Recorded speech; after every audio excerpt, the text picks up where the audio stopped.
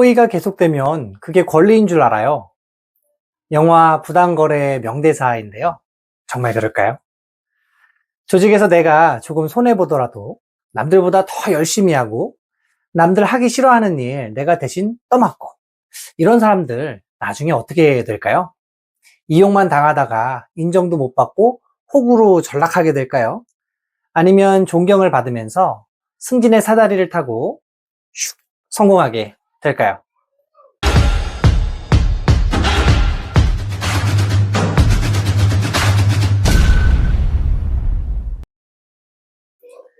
안녕하세요. 발상의 전환으로 소통하는 남자, 발전소남 이성철 박사입니다. 왜 그런 적 없으세요? 가족이나 친구 또는 직장 동료가 힘들어해서 위하는 마음으로 한 번 도와줬는데 어느 순간부터 그렇게 도와주는 것이 당연한 일이 되어 있었던 기억 없으셨나요? 예를 들면 시험 기간에 한 번 노트를 빌려줬어요. 그랬더니 매 학기마다 그 친구가 노트를 빌려달라고 하는 거죠. 안 빌려준다고 하면 어때요? 오히려 친구가 나한테 화를 내는 뭔가 역전된 이상한 상황 경험해 보셨죠? 저도 비슷한 경험이 있는데요. 헬스장에서 운동을 하다가 우연한 계기로 벤치에 깔릴 뻔한 분을 뒤에서 이렇게 보조해서 구해준 적이 있거든요. 그랬더니 그 다음부터 인사하시면서 굉장히 친한 척을 하시더라고요. 거기까진 좋았는데 문제는 그 다음부터였습니다. 자기 운동하면서 깔릴 것 같으면 저에게 와가지고 이것 좀 보조해 줄 수 없냐? 이렇게 자꾸 물어보는 거예요. 제가 무슨 그 헬스장의 헬스 트레이너도 아닌데 말이죠. 자, 이런 식으로 우리가 누군가한테 이렇게 호의를 베풀었을 때 그게 마치 권리인 줄 아는 나쁜 사람들이 분명히 우리 주변에 있습니다. 자, 그런 경험은 우리를 이타적인 선택 또는 협업 마인드에서 한 발 벗어나게 만드는데요. 한마디로 위축이 되는 거죠. 예를 들어 회의 때 좋은 의도를 가지고 의견을 말했다가 괜히 프로젝트를 떠맡아서 일만 많아졌다면 다음부터는 어떻게 하겠어요? 그냥 조용히 있는 거죠. 나를 지키기 위해서요. 자, 그런데 여러분, 이기적인 선택만 해서는 조직이든 어디든 성공할 수가 없습니다. 여러분, 안경을 맞추러 간다고 생각해 보세요. 안경점 사장님이 손님을 위해주는 정직한 선택을 하는 사람이길 원하세요? 아니면 손님을 막 등쳐먹는 나쁜 사장님이길 원하세요? 만약 여러분이 그것을 구분할 수 있는 능력이 있다면 이렇게 가격 같은 걸 보고요. 어느 안경점을 이용하시겠어요? 당연히 손님을 위해주는 안경점으로 가시겠죠? 그러면 어떤 안경점이 성공할까요? 당연히 손님을 위해주는 안경점이 손님도 더 많고 성공할 수 있을 겁니다. 어렵죠? 분명 협업 마인드, 숭고한 희생, 이런 것들이 필요한 건 같은데 잘못하면 이렇게 호구가 될 수도 있고 어떻게 살아야 하는지 고민이 되실 겁니다. 그래서 제가 오늘 3가지 팁을 알려드리려고 해요. 자, 첫 번째 팁은 테이커에게는 협업 마인드, 숭고한 희생 하지 말라는 겁니다. 자, 여러분 아담 그랜트 교수가 쓴 기브 앤 테이크라는 책이 있는데요. 거기에 보면 인간을 크게 기버, 매처, 테이커 이렇게 3종류로 나눕니다. 기버는 어떤 사람들이냐? 남들한테 호의적이고 잘 베풀고 가끔은 기꺼이 숭고한 희생도 하는 협업 마인드가 충만한 그런 사람들입니다. 이 사람들은 어려운 사람들을 돕는 걸 좋아합니다. 또한 도와주면서요, 상대방에게 대가를 바라지 않는다는 그런 특징도 가지고 있죠. 자, 한편 이 기버와 대척점에 있는 사람들이 테이커인데요.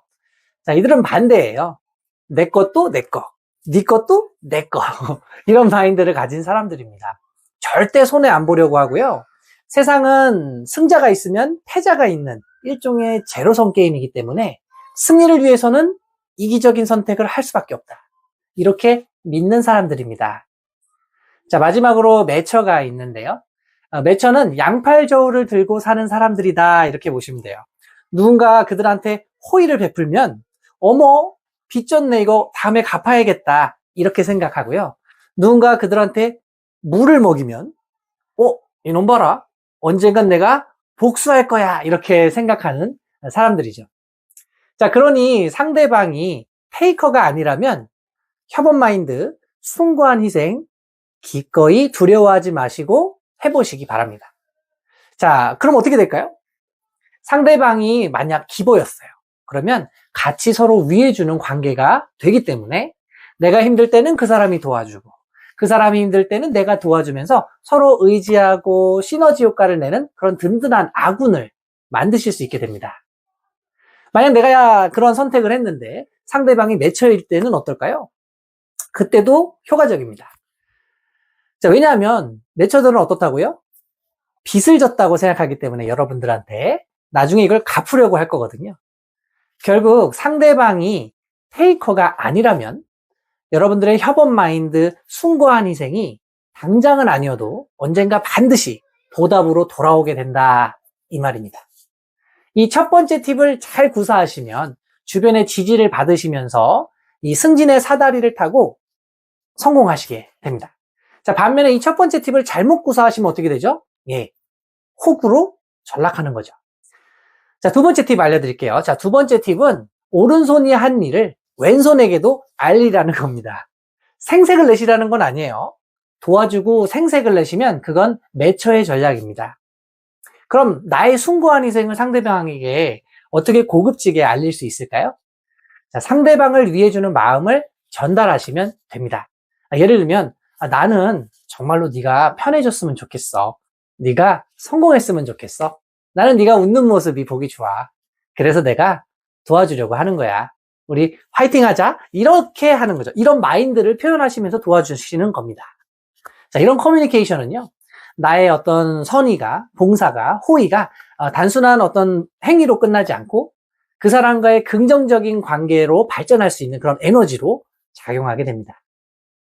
자, 마지막 세 번째 팁은요, 가능한 1대1 관계에서 호의적인 선택을 하고 1대 다수의 상황에서는 호의적인 선택을 신중하게 하시라는 겁니다. 자, 이건 두 번째 팁이랑도 이게 연결이 되는 건데요. 자, 1대1 관계에서는 상대방을 도와줄 때 나의 순수한 의도, 즉 상대방이 잘 되었으면 좋겠다는 마음, 그래서 내가 도와준다, 뭐 이런 걸 표현할 기회가 있잖아요. 그죠? 그래서 좋은 관계를 만들기가 좋은데요. 유리한데요. 자, 1대 다수의 상황에서는 그 고마운 마음이 n분의 1로 나눠질 수 있다. 그런 우려가 있다라는 거죠. 예를 들어 조직에서 사무실 쓰레기통을 비우는 사람이 없어요. 그래서 매번 더러워진다고 해볼게요.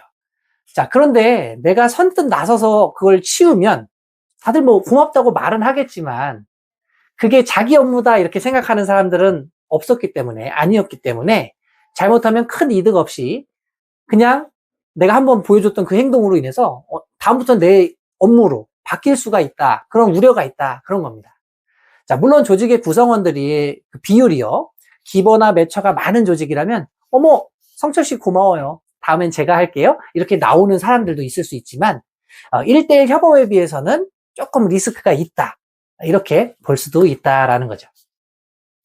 자, 협업과 관련해서 세 가지 팁을 오늘 드렸는데요. 이 세 가지 팁을 잘 고려하신다면 헌신적인 선택을 여러분들이 하시게 되었을 때 반드시 그 보상은 언젠간 돌아온다. 이렇게 확답을 드릴 수 있습니다. 그러니 두려워하지 마시고요. 위하는 선택, 위하는 행동을 해보시기 바랍니다. 누가 나한테 손해 끼치면 어떡하지? 이러다 내가 손해보면 어떡하지? 이렇게 걱정하며 사실 때보다 훨씬 더 내 세상이 넓어지고 편안해지고 내 편이 많아지면서 호의적으로 바뀌는 걸 경험하시게 될 거예요. 자, 오늘은 제가 협업이나 셀프 리더십 강의에서 다루는 개념 중 하나를 가지고 오늘 영상을 좀 찍어 봤는데요. 도움이 되셨으면 좋겠네요. 자, 여러분 구독과 좋아요, 알림 설정 잊지 마시고요. 그럼 다음 시간에 더 좋은 콘텐츠로 찾아뵙도록 하겠습니다. 여러분 감사합니다.